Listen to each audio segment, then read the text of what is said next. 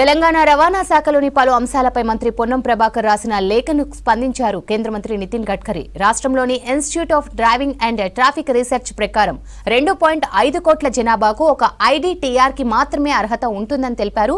ఇప్పటికే కరీంనగర్ జిల్లాలో ఐడీటీఆర్ పనిచేస్తోందన్నారు.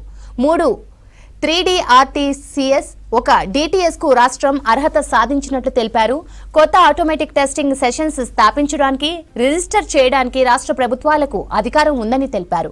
ప్రస్తుతం డ్రైవింగ్ శిక్షణ కేంద్రం అప్డేట్ చేయడానికి రాష్ట్రాల ప్రతిపాదనలకు స్కీమ్ నిబంధన ప్రకారం ఉంటుందన్నారు.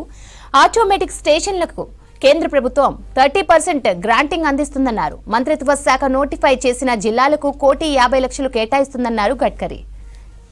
రవాణా శాఖలో మానవ వనరుల అభివృద్ధి కోసం MORTH వర్క్షాప్ కంట్రైనింగ్ ప్రోగ్రాం నిర్వహించనున్నట్లు తెలిపారు. దీంతో కొత్త రూల్స్, రహదారి భద్రతా చర్యలు, క్రాస్ ఇన్వెస్టిగేషన్, ప్రజా రవాణా మెరుగుపరచడానికి ఇంటెలిజెన్స్ ట్రాన్స్ఫర్ అండ్ సిస్టమ్ సహా డిజిటల్ కార్యక్రమాలపై అధికారులను అప్రమత్తం చేస్తుందన్నారు. ఈ కార్యక్రమంలో ESCL హైదరాబాద్ సహా రాష్ట్ర ప్రభుత్వం శిక్షణ సమావేశాన్ని నిర్వహిస్తుందన్నారు కేంద్ర మంత్రి గడ్కరీ.